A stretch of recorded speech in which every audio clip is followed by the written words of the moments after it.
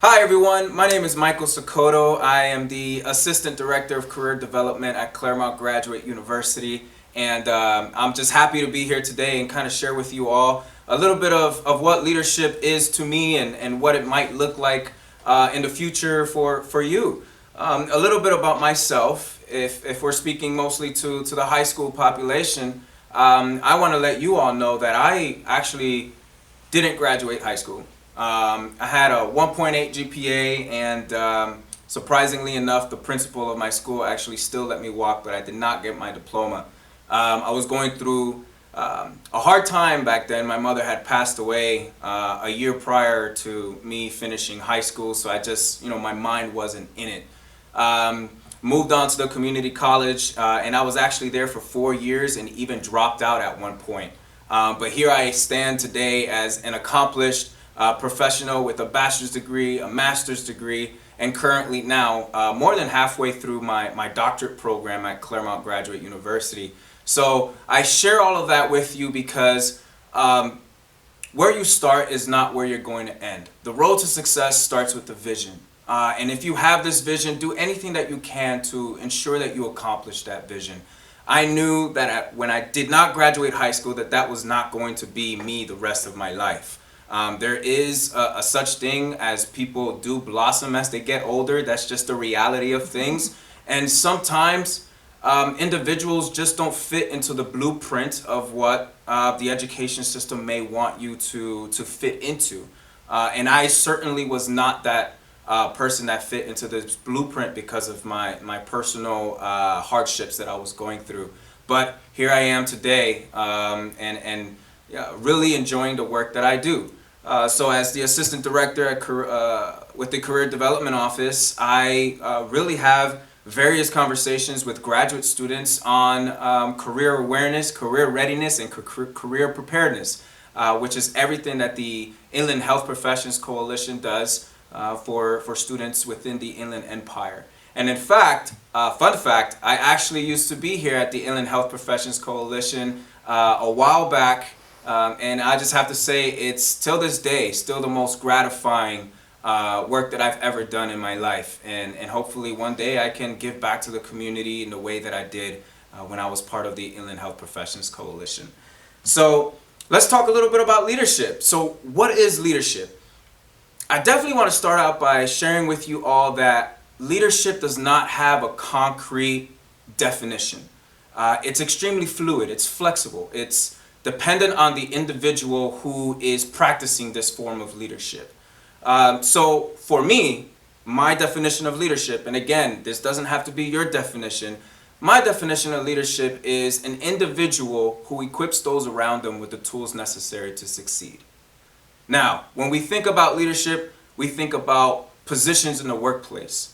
That's not always true. Leadership is everywhere. Leadership is within the classroom, and not just your teacher, but you yourself as well as a friend. Leadership is within your family. Are you the first one to graduate high school, or the first one to go to college, or the first one to have a career? That's leadership in and of itself. In sports, are you the captain, or are you the motivator of your team? Are you the coach? There's leadership there as well. And then of course the traditional form of leadership in the workplace. But if you look at all of them together, really leadership is all about assisting those around you to become a better version of themselves. You don't necessarily need a leadership title. You don't need the manager, director title. You just need to be the individual, the person who's willing to assist and willing to guide those who need it in time of need. So the second one is, what is my leadership style? So I used to define myself as a leadership connoisseur. And what a connoisseur is an individual who reads up and does research on a specific topic. So for me, it's always been leadership. And in fact, my master's degree is in leadership. And during that time, I was reading a lot of research, a lot of articles, a lot of books in leadership, and what is the perfect style, what is the perfect personality, the perfect environment for a leader.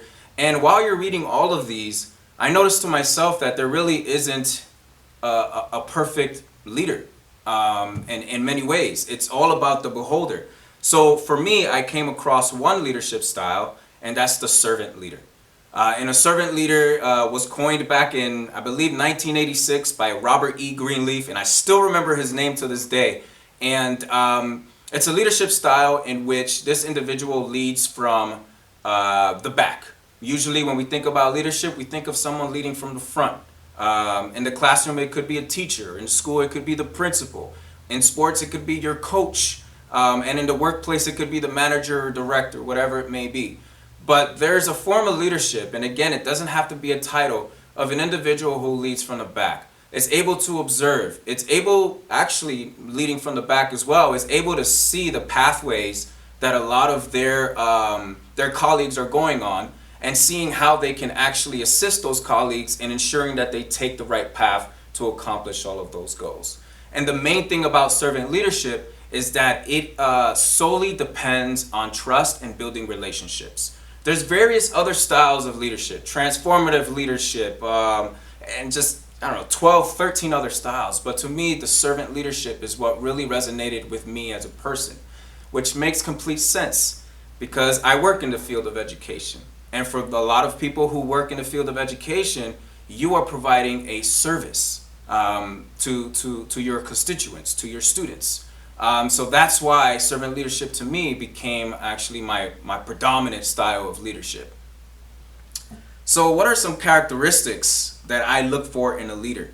So I looked at servant leadership because, again, it resonates with me as a person. And the reason why it did that is because as a child, we always looked up to individuals.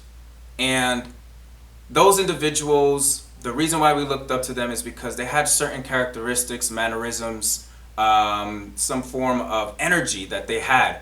And the reason why I have this leadership, servant leadership definition now is because of what I was able to observe as a child. As a child, I always admired individuals who were enthusiastic, passionate, and also knowledgeable. In any field that they're in, just always working at the brink of knowledge, understanding what are the landscapes in their industry. When it's passion, an individual who brings a love and care into anything that they're doing, whether it's their family, the workplace, athletics, or in the classroom. And then obviously an individual who's highly energized, enthusiastic, excited, determined, motivated. All of those all put together really increases an individual's energy. And believe it or not, people feed off your energy. So those are the things that I look for in a leader. Someone who's enthusiastic, passionate, and knowledgeable. So what advice do I give to those that aspire to be a leader in the school or in the workplace? To really take a step back and I would say diagnose yourself. Reflect as much as possible to see exactly what you give to the table. What do you bring to the table? Leadership is not only, as I stated earlier, is not being the manager or director. Leadership is also an individual who's able to reflect and understand what are the things that they can utilize to support their teammates. So that I really want to give to the school leaders and also to anyone in the workplace. Another one is to just be a great listener and always aim to building a trustful relationship with your constituents. And believe it or not, relationships, they really go a long way. And you don't have to be in a leadership position in order to build these strong relationships with individuals. So for anyone who's going into school or any industry in the workforce, be reflective, be a listener, and always be supportive to all of your constituents. So what can students do now to develop their leadership? Well, there's the traditional route. You can join ASB, Associate Student Body. You can join various different clubs on campus. You can volunteer at the local food shelter. You can do an internship some internship hours in your government office or in a healthcare organization. Those are all great things to do, but let's not take away from being reflective. It's extremely important to know who you are as a person. In order for you to be able to lead others, you must lead yourself first. Really understand who you are, understand your defining moments, understand what makes you tick, what motivates you, what keeps you engaged. And I actually let a lot of people know that motivation is the enemy of persistence. And the reason why I say that is motivation comes within little spurts. Motivation many times is not consistent.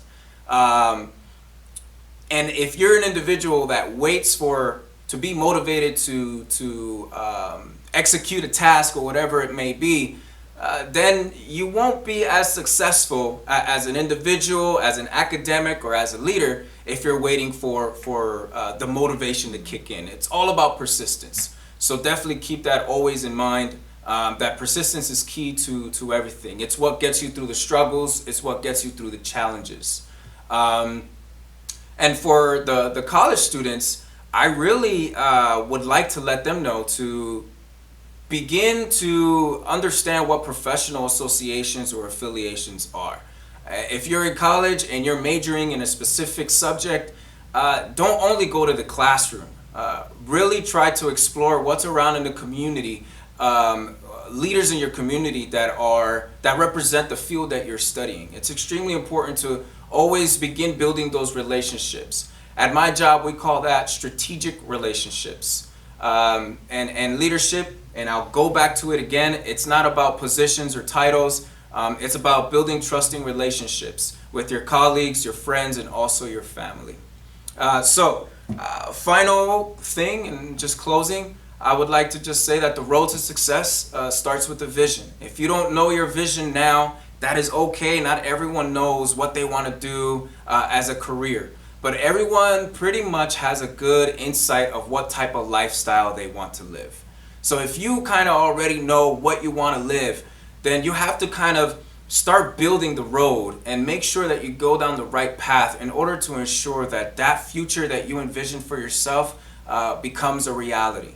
And I once heard, actually last semester, dreams are not what you think about when you're sleeping at night.